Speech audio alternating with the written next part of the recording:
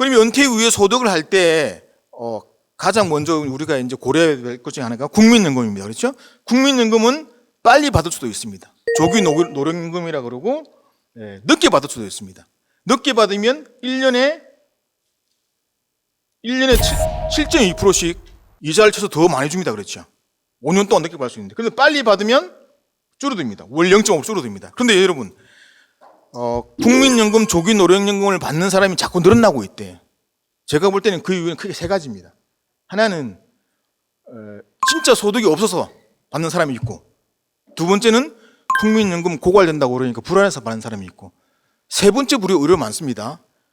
친구 중에 주위에서 아주 안 좋은 일이 당하면 쟤는 그것도 못 받고 가네? 나오는 거 미리 받아야지. 의외로 많습니다. 수학적으로 볼 때는 내가 소득이 있으면 지금 7.6%면 얼마나 높은 이유입니까? 늦게 받는 게 좋잖아요. 하지만 현실에서는 다른 어떤 다양한 이유로 조기 노령연금을 받는 분도 많으니까 혹시 여러분들이나 또는 여러분들이 뭐 상담을 나오고 계신 고객이 있다 그러면 조기 노령연금 받으시면 안 됩니다라고 그렇게 얘기하시면 안 됩니다. 제가 볼 때는. 두 번째는 이제 주택연금을 우리가 현금 흐름에 넣을 것인가 말 것인가가 또 이제 중요합니다. 주택연금은 지금 가입자가 폭등하고 있습니다. 많이 하고 있습니다. 그런데 집값이 떨어질 것 같으면 지금 가입해야 되잖아요. 그렇죠? 집값대로 나오니까. 그래서 주택연금은 오히려 서울보다는 지방에서 많이 가입하고 있습니다. 왜? 서울 사람들은 혹시 가입했다가 집값이 오르면 어떡해?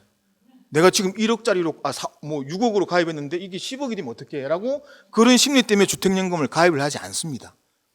하지만 혹시 그렇다고 치면 주택연금 해지가 될까요? 안 될까요? 해지됩니다. 혹시 집값이 올랐다. 그러면 집값 받은 거 하고 이자 내면 해지하면 됩니다. 그래서 주택에 대한 개념이 많이 바뀌어 있는데 풍부한 현금을 가져가기 위해서는 우리 주택연금도 아주 현금 흐름에 좋은 수단이다. 근데 집값이 떨어질 것 같으면 빨리 가입한다. 그리고 매년 또 바뀌는데 가입하고 싶으면 매년 2월 안에 가입하는 게 낫다. 2월 지나면 또 그 해의 율이 나와가지고 연금이 조금씩 깎이는 거죠. 그런 식으로 가입이 된다. 올해 같은 경우에는 최근에 이제 5월 20일부터 바뀌었네요. 지금까지는 주택연금을 가입하고 싶은데 내가 실버타운도 못 가고 이 집 살아야 되잖아요. 올해 바뀐 거는 실버타운을 가면 내 집은 전세를 주든 뭐 하든지 간에 주택연금을 그냥 받을 수 있도록 지금 법이 바뀌었습니다. 그래서 실버타운을 가시더라도 이제 바뀌게 되는 거고, 은퇴 후에 활동기의 소득은 현금 흐름은 큰 세 가지가 준데 요거 두 개는 어느 정도 예측이 가능하고 우리가 컨트롤할 수 있는 거다. 근데 이제 그 다음에 중요한 거는 이제 은퇴자산 인출을 통해서 이 총합의 크기를 우리가 어떻게 만드느냐가 중요한 거다. 그래서 우리는 이걸 은퇴자산 인출 전략이라고 학계에서는 얘기합니다. 왜? 이거는 주어진 자산을 가지고 은퇴 기간 동안 포트폴리오를 어떻게 구성해서 어느 정도 소비 수준을 유지하기에 대한 것으로 은퇴 후의 삶을 질과 쉽게 되는 중요한 사항이다. 조금씩만 빼고 많이 남기면 비효율적이고 너무 많이 썼다가 또 돈이 모자라면 또 그것도 안도마니까. 그래서 전략을 잘 짜야 된다는 거죠. 그래서 은퇴 인출 전략의 세 가지 요소는 우리가 이렇게 얘기합니다. 소비 수준, 그리고 건강 상태, 그리고 포트폴리오, 그리고 거기에다가 나의 위험 감수 성향. 주식이 많으면 수익은 높겠지만 나의 위험 감수도가 맞지 않으면 그건 잘못된 전략이잖아요. 그래서 우리는 이 네 가지를 가지고 은퇴자산의 포트폴리오를 구성을 합니다. 그런데 이 자산 포트폴리오의 전략을 짤 때 우리가 가장 지금도 그렇지만 잘못 쓰고 있는 게 평균 수익률을 우리가 쓰고 있습니다. 그러니까 뭐냐 그러면 우리 내 자산의 포트폴리오는 6%야. 6%는 뭡니까? 변동성이 없고 6%잖아요. 그냥 이때까지 우리나라의 주식시장의 수익률이 3%, 평균 6%라 하더라도 그걸 6% 갖다 쓰면 안 된다 이거죠. 왜냐하면 평균 수익률이란 수익률 변동이 없고 매년 동일한 수익률을 가져간 거기 때문에 그렇습니다. 왜냐하면 봅시다. 예를 들어서 평균 수익률이 동일하게 6%입니다. 근데 1차 년도는 2%, 10%가 6%고 2차 년도는 6%, 6%, 6%입니다. 똑같이 평균 6%죠. 그런데 자산의 크기는 달라진다 이거죠. 그래서 우리는 이거는 수익률 순서 위험이라 그러죠. 그래서 평균 수익률의 함정에 빠지면 안 된다. 자, 포트폴리오의 인출 전략을 짤 때. 근데 은퇴한 사람들은 이게 더 크게 작용합니다. 볼까요? 똑같이 평균 수익 0%입니다. 1차 연도는 마이너스 30, 30, 0%. 2차 연도는 똑같이 0%인데 이분은 은퇴를 했어요. 생활비를 인출했습니다. 그래서 인출이 있으면 훨씬 더 평균 수익 오류가 커진다. 그래서 학자들은 이걸 이제 무마시키기 위해서 뭘 가져왔냐 그러면 몬테카를로 시뮬레이션을 가져왔습니다. 평균인데 이걸 한 10,000번 해보자. 30년 동안 해서.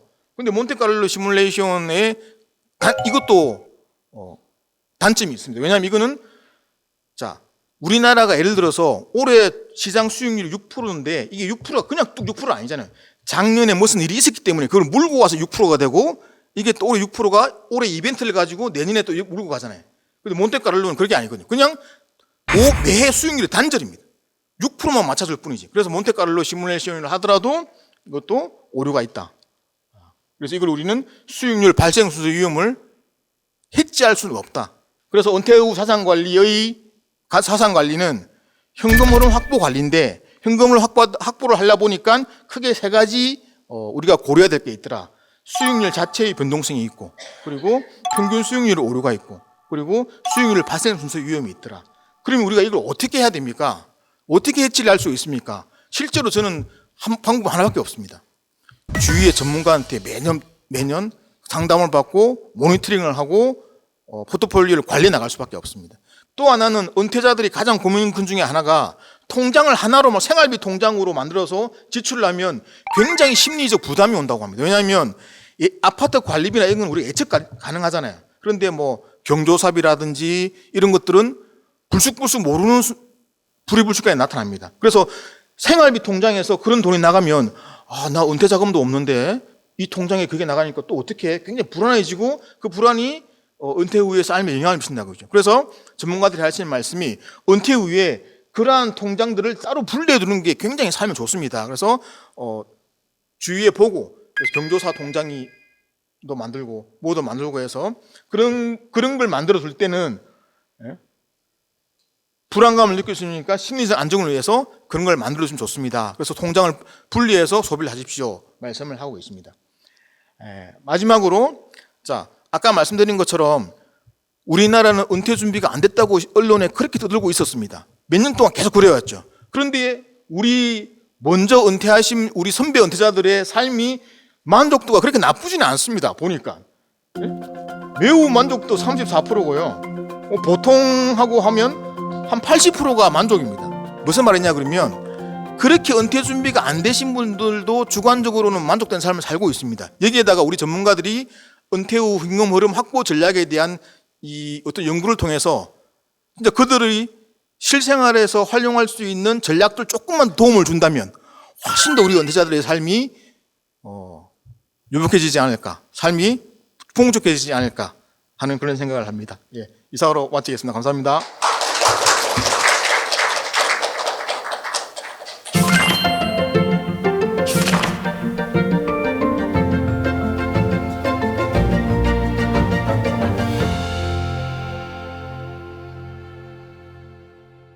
안녕하세요. 오늘 그 시간 분산 투자라는 제목으로 시간을 맡은 최원준이라고 합니다. 내용이 제가 이 맡은 시니어 트렌드 중에서도 그 제모와 관련된 부분을 요즘에 가장 핫 트렌드라고 할 수 있는 챗GPT 다 아시죠? 챗GPT한테 물어봤어요. 시니어 세대의 안정적인 노후 생활을 위한 재무 관리가 무엇인가라고 물어보니까 아주 똑똑합니다. 교과서적으로 아주 다 나올 거 다 나왔습니다. 예산 세울 것, 예산이 있어야 되겠죠. 수익과 지출 정리하고 필요한 생활비를 관리하고 그리고 저축과 투자 전략을 세울 것, 안정적인 수익을 기대할 수 있는 금융상품을 찾아야 된다고 얘기를 하고 있습니다. 특히 1번이랑 2번 내용을 보면서 좀 아쉬웠어요. 그러니까 뭐냐면 다 맞는 얘기인데 내가 이게 뭐 돈을 많이 가지고 있는 분들은 이런 걱정 안 할지 모르겠죠. 근데 사실은 알고 보면은 제가 이제 그 지점이나 이제 법인 대표분들을 만나서 보면은 뒤에 말씀드리겠지만 그분들은 그 레버리징을 항상 하기 때문에 자기 그 캐시플로우, 그러니까 현금 유출이 엄청 큽니다. 그렇기 때문에 그거는 그분이 할 수 없는 영역인 거죠. 그렇기 때문에 전문적으로 세무사나 관련 법률 전문가들의 조언을 받아서 관리를 하고 있는데, 오히려 보면은 참 저희한테 형편에 맞는 얘기들 뭐가 있을까라고 해서 또 챗 GPT를 이용했어요. 네, 영어로 물어봤습니다. 한국 시장 케이스에서 보면은 어떻겠냐라고 물어봤어요. 웨ल्스 매니지먼트 포 얼더리하고 그 사우스 코리아 케이스를 물어봤는데, 뭐 다른 건 많이 있습니다. 펜션, 연기금 얘기도, 우리 국민연금 얘기도 나오고요. 그 밸런스 포트폴리오 앤 리얼 에스테이트. 그러니까 저희 나라가 대부분 그 고령자나 그 자산의 구성 대부분이 주로 그 부동산에 치우쳐 있는 그것 때문에 사실 문제입니다. 뒤에도 잠깐 이제 말씀을 드리겠지만 그 현금 흐름이 없어요. 부동산을 가지고 있는다는 것 자체가 내가 옛날 개념이면은 그 월세를 주거나 이렇게 현금 흐름을 일으킬 수 있는데, 요즘에는 그 임대주택 관련된 그 뭐 저기 소득세법도 굉장히 강화되고 뭐 복잡해지고, 그리고 참 어려운 시대를 살고 있어서 참 쉽지 않습니다. 근데 저는 이제 그 중에서도 regular financial review, 그러니까 규칙적으로 내 financial review로, 그러니까 내 재정 상태를 리뷰한다는 것 자체가 굉장히 좀 느낌이 왔습니다. 뭐냐면은 저 regular라는 단어가 눈에 확 들어오더라고요. 규칙적으로 뭘 해야죠. 정기적으로 한 달에 한 번이든지 어떤 그런 걸 해서 내 상태가 어떤지를 잘 봐야 된다. 그리고 두 번째는 뭐 부동산에 관련된 얘기긴 한데 유언, 그 자식들한테 나눠주거나 또 기프트 증여하는 그런 부분들에 대한 플래닝을 잘 세워야 된다는 거 얘기하는데, 참 챗 GPT가 한국 사정을 참 잘하는구나라는 생각을 했습니다. 제가 이 부분은 저희 부서에서도 신탁 부서가 있기 때문에 그 타액 신탁이나 유언 대언 신탁을 통해서 그 후손들한테 그 분쟁 없이 그 캐시플로우를 나눠주는 그런 행위들을 할 수 있는데, 이거는 제가 맡은 부분은 아닌 것 같아갖고 일단 넘어가고요. 그 여섯 번째 그 debt management, 그 부채 관리라는 부분이 중요합니다. 예, 부채 관리라는 거는 이제 아까도 말씀드렸듯이 레버리징의 어떤 과정일 텐데요. 자산을 내가 그냥 많이 가지고 있다라는 걸로 만족을 하고 넘어가기에는 쉽지가 않습니다. 그렇게 해서도 바람직하지 못하고요. 좀 안 좋은 얘기긴 하지만 제가 주로 많이 가지신 분들은 그 많이 가짐으로 인해서 생기는 그 가족 간의 송사가 굉장히 많으시더라고요. 그래서 차라리 캐시플로우를 복잡하게 해놓으면은 자손들이 모릅니다. 어떻게 이게 밸런스가 맞아가는지를 모르기 때문에 차라리 적절히 레버리징을 일으켜서, 그래서 그 안에서 서로 그 캐시플로우만 맞춰놓으면은 그러면은 그런 분쟁들도 없고 적절한 어떤 관리를 할 수 있지 않겠나 생각을 해봤습니다.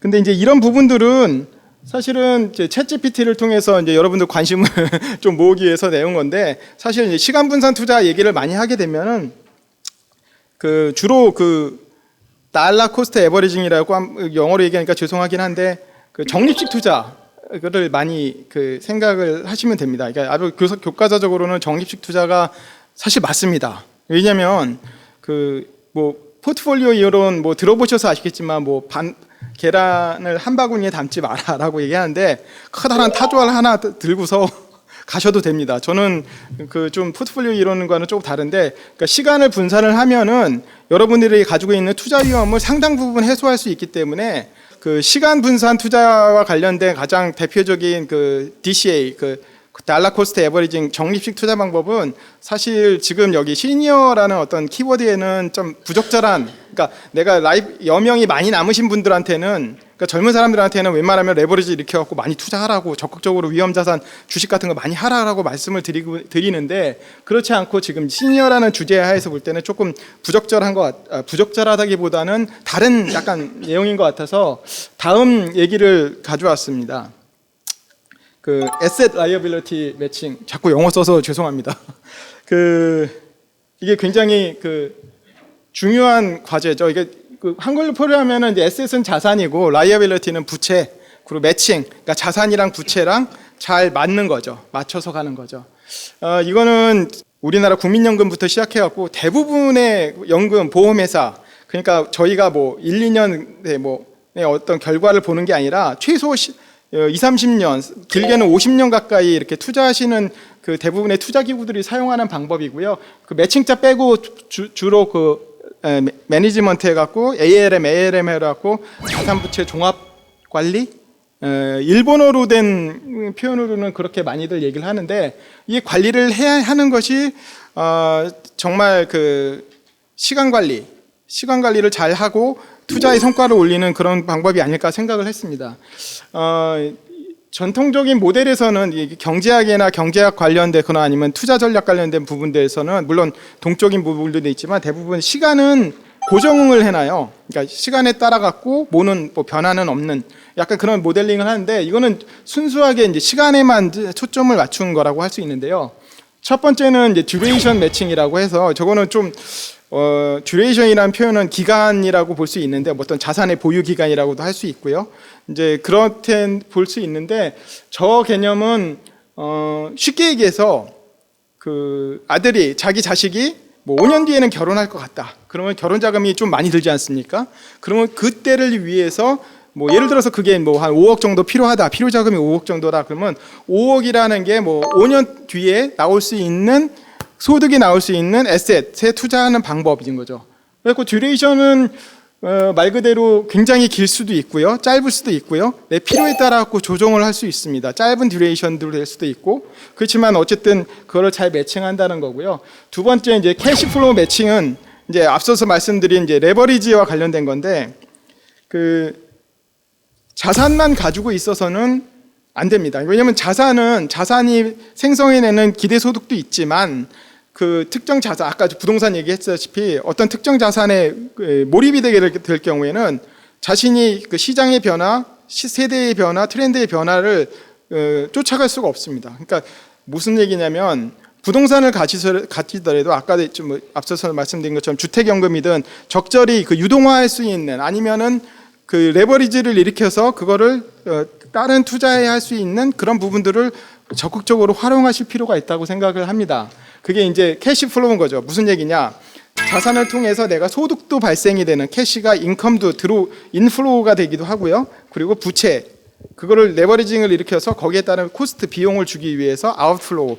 그러니까 내가 현금을 받는 것과 현금을 주는 것을 잘 조화롭게 매칭을 해서 간다는 거. 굉장히 그 중요한 개념이 아닌가 생각을 하는데, 사실 지금 이 내용 자체가 좀 너무 그 어려운 내용일 수도 있고, 그리고 매칭을 한다는 게 무엇일까 막연할 수도 있는데, 일단은 재무적인 목표, 삶에 있어서 가장 그 중요한 이벤트들에 대해서 몇 가지 현금 흐름에 대한 가장 큰 대비를 해놓으신다면은 거기에 따라서 잘 맞춰서 자금을 운용하는 그런 과정이다라고 말씀을 드리고 있고요. 그 리스크 톨러런스는 참 할 말이 많습니다. 저거는 그냥 우리나라 말로는 뭐 위험 감내, 뭐 위험을 감수할 수 있는 뭐 그런 표현이라고 할 수 있는데, 이게 사실 그 사람마다 다 다릅니다. 제가 이제 채권 운영 부서장이다 보니까 이제 그 대학교에서 갓 졸업해 갖고 취직한 친구들이 많이 있고, 이제 그 친구들한테 자금 운용을 맡기면은 똑똑합니다. 뭐 자격증이란 건 다 갖추고 있고, 뭐 서울대, 뭐 연고대, 뭐 학교 훌륭한 데 나오고 그러는데, 그 채권 운용은 기본적으로 100억 단위로 이루어지거든요. 그러니까 근데 본인들은 100억, 200억, 뭐 1000억이란 그 단위에 그 너무 무서워해요. 한마디로 무서워하는 거죠. 왜냐면 살면서 그런 단위를 접해본 적이 없기 때문에.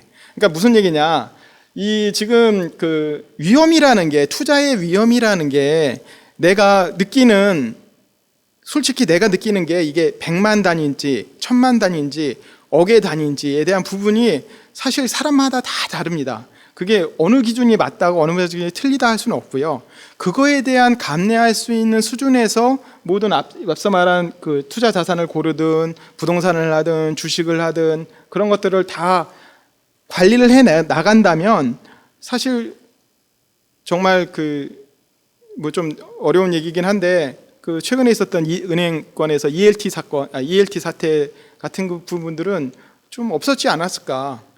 그 쉽게 얘기해 갖고 그 홍콩이 망하면은 망하지 않으면은 뭐 이렇게 받아요라고 얘기했을 때 홍콩이 망한다는 거를 보는 게 아니라 내가 투자한 은퇴 자금이 그런 망하고 안 망하고의 OX 퀴즈에 노출되는 게 나는 감내할 수 있는 것인가라는 부분을 정확히 생각을 했다면은 사실은 조금 다른 문제가 되지 않았을까라는 생각이 들고요. 어쨌든 리스크 톨러런스를 잘 생각을 해요. 내가 얼마나 투자에 대한 위험을, 자산 관리에 대한 위험을 잘 알아서 인지해 나가야 되냐 부분을 좀 재차 말씀을 드리고요. 마지막은 더 어려운 거 나와서 정말 죄송합니다. 그 콘스탄트 프로포션 포트폴리오 인슈어런스라고, 저거 뭐 영어가 길죠. 저 어려운 내용인데 쉽게 얘기해서 주식을 사시면 팔지 마세요. 주식은 파는 게 아닙니다. 이게 무슨 이야기냐면 저기 위에서 어려운 얘기 많이 했습니다. 듀레이션도 매칭하고 뭘 매칭하고 한다고 얘기를 하는데, 그거는 결국은 내가 위험 자산이라는 위험에 포커스를 맞추지 마시고, 내가 감내할 수 있는 위험이 어느 정도라고 생각하면 그 감내할 수 있는 위험만큼 내가 투자를 하고 그 투자에 대한 결과는 지금 먹는 게 아니라 계속 들고 가는 겁니다. 계속 들고 가서 저 뭐 CPPI라는 굉장히 어려운 전략을 말씀드렸는데, 내가 너무 그 시장의 위험이 커지면은 좀 비중을 좀 줄였다가, 그리고 다시 시장이 정상이 될 것 같으면 다시 비중을 늘리는 그런 과정을 통해서 계속 바이앤홀드라고 하죠. 주식을 들고 가게 될 경우에는 사실은 저런 듀레이션 매칭이나 캐시플로우 매칭이나 어려운 얘기들이 좀 더 쉽게 할 수 있지 쉽게 할 수 있지 않겠나 생각을 합니다.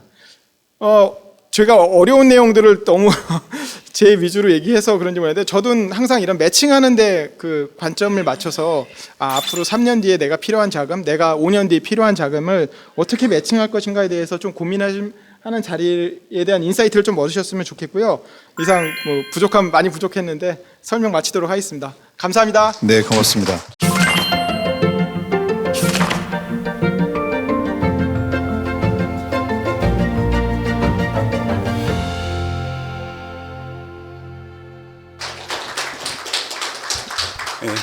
안녕하세요. 방금 소개받은 배정식입니다. 자, 상속에 대한 고민들 이제 깊어지고 있습니다. 그런데 우리가 기존에 알고 있던 증여, 그다음에 유언장, 이 방법으로는 우리 가정 내에서 벌어질 수 있는 모든 문제를 풀어나가기가 참 애로사항이 있습니다. 여러 가지 심리적인 것도 있고 가정의 구조가 많이 변화가 일어나고 있죠.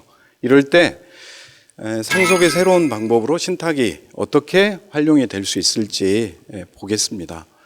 여러분들도 많은 상속 고민을 하실 거고, 주변에 이제 이야기들을 슬슬 이제 더 들으실 겁니다. 여러 가지 이유가 있을 겁니다. 근데 제가 이제 생각하는 이유는 두 가지 정도 생각을 합니다. 우리들의 자산 구조가 엄청나게 커졌습니다. 재산이 커졌죠. 이제는 집 한 채만 있어도 상속세를 고민을 해야 되고, 부모님이 돌아가시면 상속세 납부 때문에 여러 명의 자녀들이 어떻게 세금을 낼 건지 이런 고민을 할 때가 됐습니다. 그리고 또 하나는 이제 초고령 사회를 앞두고 이제 고령자분들이 늘어나면서 고령자분들이 결국 치매 혹은 경도인지 장애에 접어들면서 보유하고 있는 예금들이 예금 중단이 됩니다. 그러니까 일본 같은 경우도 치매 인구가 엄청나게 이제 많아졌고, 그분들이 은행에 와셔서 비밀번호를 만약에 실수를 해버리면 그 자금이 후견인으로 지정되기 전까지는 자금을 인출할 수 없는 이런 이제 묶임 현상들이, 락이 걸리는 현상들이 지금 우리나라에서도 나타나기 시작합니다. 그래서 일본 같은 경우는 결국에 60세 이상의 예금주들이 가지고 있는 이 묶임 예금이 200조 엔에 달한다, 이렇게 생각을 하고 있습니다. 그 통계 자료들이 우리도 지금 추정을 하고 있기 때문에 결국 고령자들의 예금도 이렇게 묶이고, 어떻게 이제 자녀들은 이 돈을 잘 활용하고 노후를 보낼 것인가, 이 고민이 이제 닥치고 있는 거죠. 이러다 보니까 이제 상속 분쟁, 유류분에 대한 이야기들도 계속 증가를 하고 있습니다. 보시는 것처럼 3배, 4배 계속해서 늘고 있고요. 일본 같은 경우도 큰 돈이 아니라 일본의 통계 자료를 보면 상속 분쟁의 약 76%가 5천만 엔, 그러니까 우리나라 돈으로 5억의 미만의 재산을 가지고도 상속 분쟁이 일어나고 있는 게 현실입니다. 1,000만 원 가지고도 싸울 수 있는 게 형제의 상속 분쟁이기 때문에 이제는 현명한 플랜을 준비해야 된다, 이렇게 생각을 해봅니다. 자, 여러 가지 준비 방법이 있겠지만 제가 이제 신탁이라는 방법을 좀 소개를 해드리면 신탁이 도대체 뭐냐? 신탁의 역사를 조금 보시면 금방 이해하실 수 있습니다. 왼편에 보시는 것처럼 신탁은 영미제도입니다. 그래서 영국에서 특히 이제 중세 유럽에서요, 성인 남자가 전쟁에 나갈 때 내가 가지고 있는 재산을 믿을 만한 친구나 교회에 맡겨놓고 전쟁에 갑니다. 이 전쟁이 1, 20년에 끝나는 전쟁이 아니다 보니까 내가 만약 전쟁에서 살아오면 그 재산을 다시 소유권을 되돌려 받고 내가 사망하면 우리 아들이 성년자가 되면 재산을 넘겨줘라. 이런 제도에서 시작이 됐습니다. 당시에는 토지를 이 부녀자와 미성년자는 소유할 수 없었기 때문에 부득이하게 전쟁에 나가는 사람들이 이런 제도를 쓸 수밖에 없었던 거죠. 그러니까 우리가 지금 이제 생각할 수 있는 것, 예를 들어서 뭐 내가 사망하면 우리 아들이 30살 되면 주어라.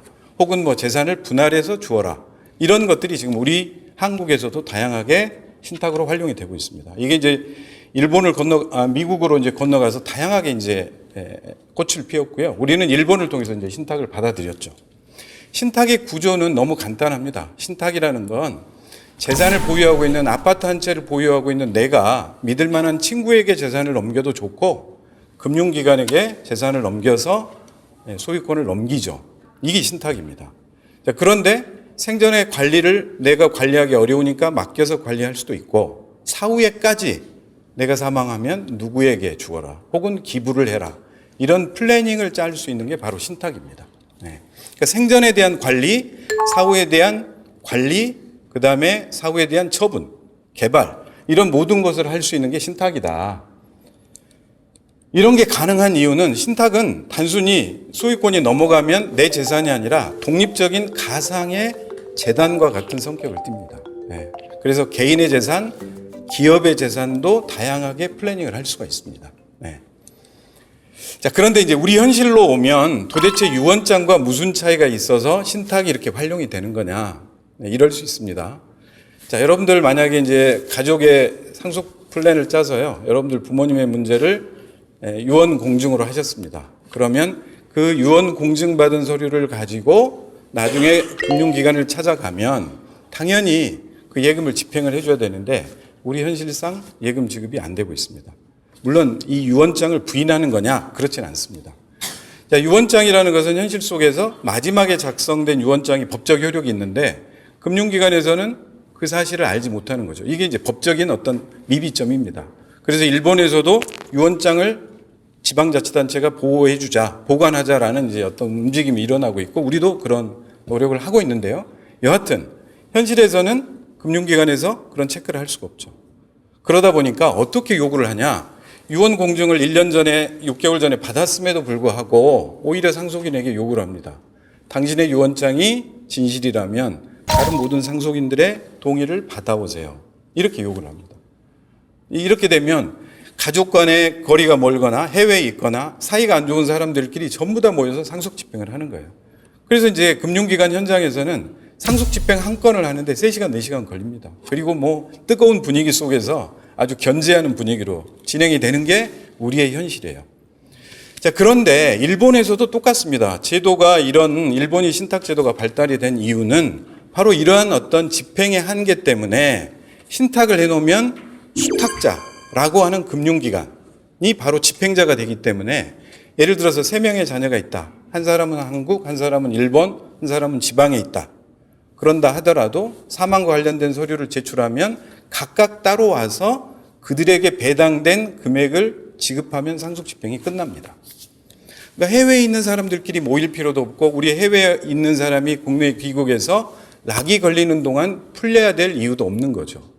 그래서 어떤 부모님들 보면 5천만 원은 꼭 내가 죽으면 장지자금으로 장례비로 써라. 이렇게 하지만 그 5천만 원조차도 묶이는 경우가 생기는 겁니다.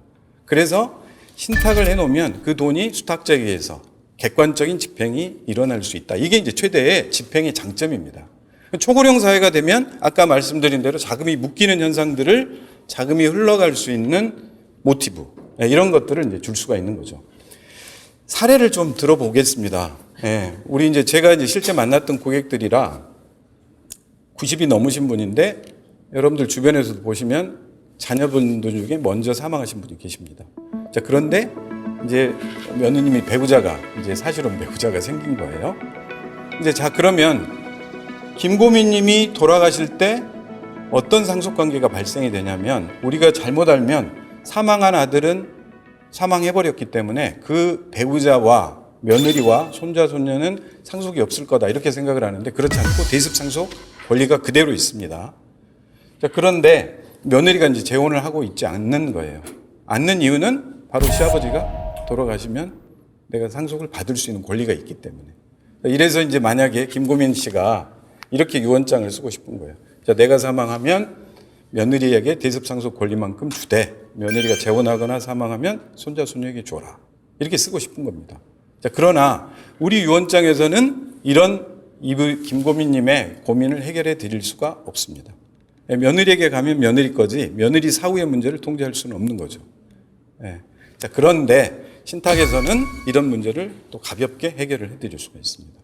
자, 며느리에게 주되 수익만을 누리다가 손자 손녀에게 주고, 손자 손녀가 어리면 30살 혹은 40살에 주어라, 이렇게 할 수 있는 겁니다. 여기 또 여성분들이 많으신데 또 이제 제가 그럴까봐 또 사위를 싫어하는 분도 많으니까 오해하지는 마시기 바랍니다. 자, 그리고 이제 말을 들어보면 문제가 있는 집, 뭐 재혼하고 이런 집들만이 신탁이 쓰는 거냐? 그렇지 않습니다. 실제 상속의 가장 큰 분쟁의 씨앗은 실제로 돌아가시고 상속 신고할 때부터 문제가 생깁니다. 어떤 사람은 많이 받아갖고 적게 받아갖고, 또 어떤 사람은 상속세를 내겠다 그러고 안 내겠다 그러고, 이런 공정한 관리와 객관적인 집행 문제, 이런 것들을 계약으로 풀어낼 수가 있습니다. 여기 보시는 것처럼 예를 들어서 자녀 3이 그런 이제 돈을 많이 쓰고 결국 사업자금 때문에 보충을 못합니다. 상속세를. 이런 경우도 신탁으로 자녀들에게 주되 일정 부분만큼은 공통비용으로 먼저 객관적으로 처리하라. 수탁자가 처리하라. 그리고 남는 돈을 객관적으로 집행할 수 있는 플랜들, 이런 것들을 다양하게 짤 수 있는 게 신탁의 큰 장점이겠죠. 자, 이게 죽는 이야기만 할 거냐? 그게 아니라 보시는 것처럼 내 뜻대로 상속을 분할해서도 할 수 있고, 나중에 나이를 일정한 나이가 되면 일정한 금액을 생활비로 써라, 이런 플랜도 가능한데, 밑에 보시는 것처럼 내가 원하는 절세 목적상 증여를 해줍니다, 자녀에게. 근데 너무 어린 나이에 증여를 해주게 되면 아이들이 근로의욕이 떨어지거나 잘못된 투자를 할 수도 있겠죠.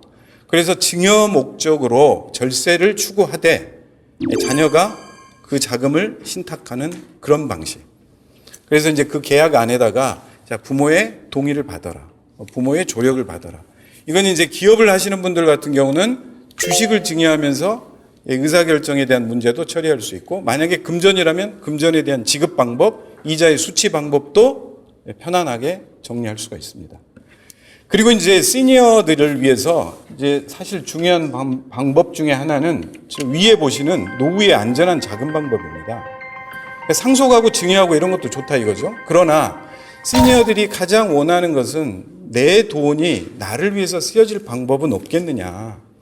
정작 내가 치매가 걸리고 병원에 와상 상태가 되더라도 내 돈이 나의 병원비, 그 다음에 자녀들에게 불편을 주지 않는 방법은 없을까, 이런 고민들을 많이 해왔죠. 바로 신탁으로 가능합니다. 내가 정신이 문제가 없을 때 수탁자에게 신탁 계약을 합니다. 금전이 5억이라도 좋습니다. 1억이라도 좋고요. 자, 내 돈을 신탁을 할 때 내가 혹여 지금은 정상적으로 내가 돈 관리를 하되 문제가 생기면 지급 청구 대리인 내 딸 혹은 내 아들, 며느리, 누구로 하여금 내 돈을 인출하여 병원비, 생활비로 써라. 그리고 남는 돈이 있으면 내가 정한 대로 가져갔으면 좋겠다. 이런 플랜이 신탁에 의해서 구현이 되고 있습니다.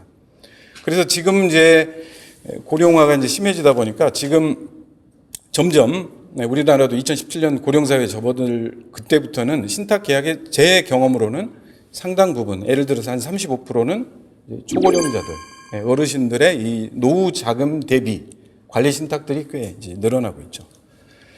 이게 이제 아까 말씀드린 대로 내 개인의 문제도 가능하지만 지금 고령화가 되면서 기업 승계에 대한 문제도 굉장히 중요합니다. 여러 가지 제도적인 개선 사항도 필요하지만 일단 증여를 해주되 자녀에게 증여를 해주되 아버지가 수탁자가 되거나 혹은 뭐 금융기관이 수탁자가 돼서 중요한 의사결정도 같이 하자, 이런 플랜이 신탁에게서 구현이 되고 있습니다.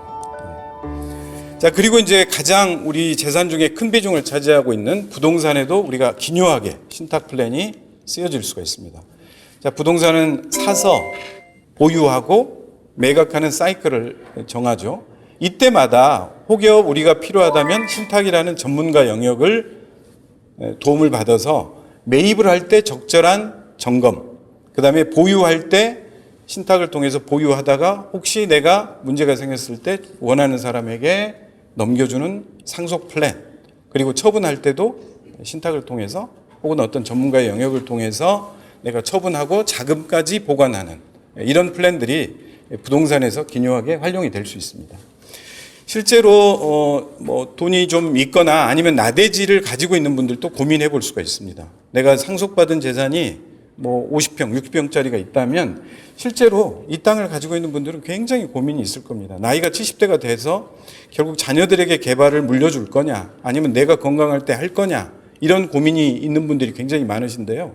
실제로 건축 행위를 하는 것도 중요하지만 사전에 우리 가족들, 패밀리들의 증여 플랜, 누가 얼마만큼을 가져갈 거냐, 또 간 뒤에 어떻게 관리를 할 거냐. 그래서 증여 플랜과 상속에 대한 계획이 먼저 서야 그 다음에 설계도 하고 건축을 어떻게 할 건지, 관리를 어떻게 할 건지 일관된 실행 플랜들이 이제 진행이 될 겁니다. 자, 이런 신탁이 앞으로는 어떻게 쓰일 거냐, 저도 고민을 많이 하고 있습니다. 그런데 가장 중요한 것은 인구구조 변화와 1인 가구의 변화에 신탁이 많이 활용되지 않을까, 이렇게 생각을 합니다. 1인 가구가 왼쪽에 보시는 것처럼 34.5%에 육박하고 있습니다. 결국 이제 성연령대별로도 보면 여성분 70세 이상의 경우에는 혼자 사시는 여성분들 이렇게 이제 늘고 있죠. 이제 이런 전체적인 인구구조 변화에 따른 신탁의 역할은 뭘 거냐? 저는 이렇게 생각을 합니다. 자, 1인 가구 같은 경우는 상속의 문제를 생각을 할 때 최근에도 헌법재판소에서 유류분에 대한 문제 여러분들 기사 보셨겠지만 1인 가구의 상속은 아무런 조치를 해놓지 않으면 법정 상속 순위가 직계비속과 배우자, 2순위가 직계존속과 배우자, 3순위가 형제자매입니다. 그리고 4순위가 사촌 이내 반계 혈족인데 최근에 아무런 조치를 해놓지 않으면 유류분 제도는 물론 위헌이다라고 했지만 아무런 조치를 해놓지 않으면 상속은 여전히 형제자매, 그리고 형제자매에 사망한다면 그 대습 상속인들, 조카들이 상속을 받게 됩니다. 그래서 이제 그 위헌 판결을 보고 하나 오해하시는 게 유류분 제도가 다 없어진 거 아니냐, 아니면 형제들의 상속 권리조차도 없어진 거 아니냐, 이렇게 생각하시는 분들이 있거든요. 그게 아니라 상속 권리는 여전히 형제자매도 있습니다. 그렇다면 1인 가구의 경우에 고령자, 특히 고령자분들 같은 경우는 내 재산이 내가 원하는 대로 쓰여지도록 사용되도록 한다면 유언장을 쓰시거나 아니면 신탁제도를 활용해서 내 뜻을 분명히 밝혀두는 게 좋겠다, 이렇게 권유를 드려봅니다. 자, 그리고 또 1인 가구가 알아야 될 문제는 성년 후견 제도입니다. 자, 보시는 것처럼 질병장애, 노령 그 밖의 사유로 인한 정신적 제약입니다. 내가 만약에 치매나 다양한 질병으로 인해서 정신적 판단이 안 될 때에는 우리가 국가에서 정해놓은 제도, 성년 후견 제도를 활용할 수 있죠. 우리가 알고 있는 게 이제 신격호 회장님의 케이스로 많이 후견 제도가 알려졌는데요. 이 성년 후견 제도를 통해서 나의 재산 관리, 그 다음에 내가 어디에서 병원에 치료를 받아야 될지, 어디서 살아야 될지를 정해놓는 그런 지혜도 필요할 것 같습니다.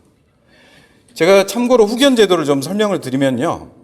성년 후견, 한정 후견, 특정 후견은 내가 아무런 후견인을 지정해 놓지 않고 치매 상태가 되면 주변 사람들 청구에 의해서 후견인을 지정해 달라라고 가정법원에 청구하면 가정법원에서 정해 주는 제도입니다.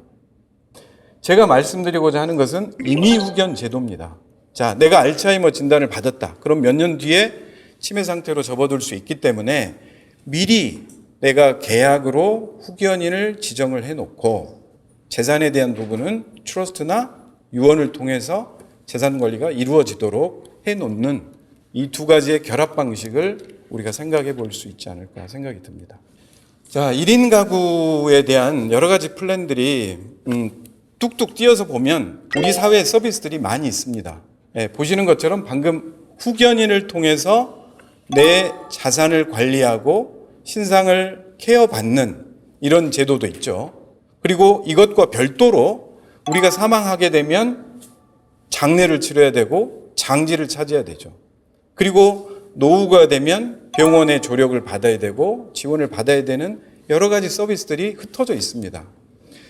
이제 신탁의 기능은 저는 뭐 세제 혜택, 뭐 법제적으로 고도화된다 이런 것도 중요하지만 1인 가구와 고령사회에 들어갈 때 신탁이 하나의 전체적인 계약 플랫폼으로서 내 돈을 맡기면 종국적으로 나는 기부단체에 주겠다 아니면 내가 원하는 사람에게 주겠다라고 하되 살아있는 동안에 내 노후를 관리하고 그 다음에 사망하면 내 장례, 장지에 대한 문제를 해결하고 어떻게 기부할 것이며 병원비가 어떻게 나갈 건지 이런 모든 마스터 플랜, 내 삶에 대한 디자인을 할 수 있는 기능이 바로 신탁이 아닌가 이렇게 생각이 듭니다. 그래서 짧은 시간이지만 신탁하면 이제는 내 삶을 우리 가정의 어떤 삶을 디자인할 수 있는 우리의 사회적 안정책이다.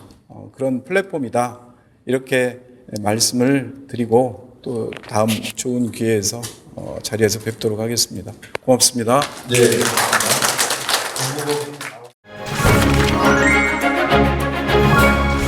네이비브어가 1950